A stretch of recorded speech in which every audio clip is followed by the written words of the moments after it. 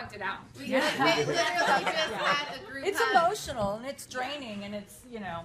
And we're all, at the end of the day, we're just trying to put forth information, and then of course we get a natural response to that information in our own research, and then of course it's our job to talk our own points to one another. Right. But That's we all the respect purpose. it. In the very first part of the segment, Dr. Drew said it right. He goes, everybody, even you that saw it from over there, the woman that saw it from her room, everybody saw it from their own perspective. Yes. So it's different. What the girl saw, he was leaning in, the cop punched him, well, he might not have known he did something else before. We don't know that. It depends. That's why everybody, you have to extrapolate information. That's all I'm saying. Wait for the information. People want instant results. An investigation might take months to find all the people, talk to all of them, look at all the information, gather the evidence, the forensic evidence, all the stuff that the doctors were saying, that they have to do these tests that take weeks to find out scientifically that you cannot dispute. That's what we need to wait on. But then I think there is such anger because one, there are things that they could have given us earlier that they didn't. I agree. I think And that a lot of two, that's BS. that no one will ever know exactly what happened other than Michael Brown, who is not here to tell his side. So we kind of have to the black community feels like they have to stand up for him because he's not here.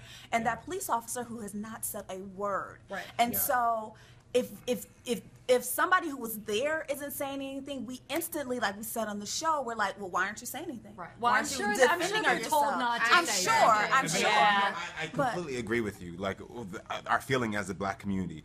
But all I was saying on the show, and I think you all already know this, is that if we look to our past, what got us through these moments and found us our strength was we're realistic. Of course, as a black man, I'm mad, I'm upset, but we have to, it's what we just did today. We all gave a group hug because we knew that together is when the change happens. When we're separate, and that's what I feel is happening right now, there's too many people that are on this side and some on that side. You know, you all should be getting hate tweets. It should be, let's get together. We know exactly. them. We know them, and we We've know had that some it's- good times together. good So times. no, please no hate tweet. These Yeah. women are amazing, and Amazing. they just want. We just want the they truth. have questions. And They I all think have questions. I really like the idea that you said that we just need to wait for all the evidence to come out. But I think we're the community, and what I feel just watching it for the past few days and being engulfed in it is just things aren't adding up.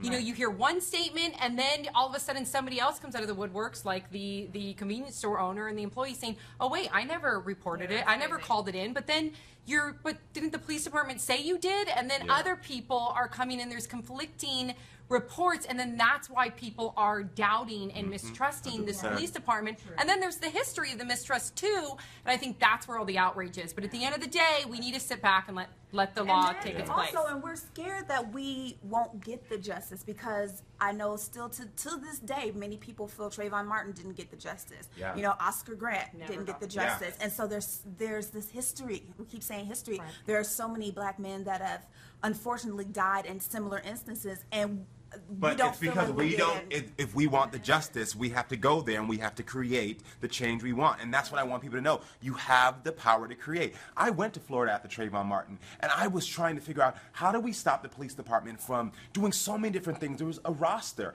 and at those community meetings where there was about 500 protesters before, all of a sudden there was 10 people. And I'm like, that's where the change happens, when we get in those rooms and start demanding that change happens from our local communities and from our local government. And so that's what I just want people to take away from this. Like, it's great that we're all fired up because that's what we need to be right now, but let's take this a step further because that's when the change is going to happen. Absolutely. Well, this story is obviously going to keep going. We're going to keep covering it for you guys. The Twitter traffic was crazy. We want it to keep coming, keep the dialogue open. Let us know what you think, and we're going to have a group hug. I know. Yay! Have a group hug. Love you. I love it so much.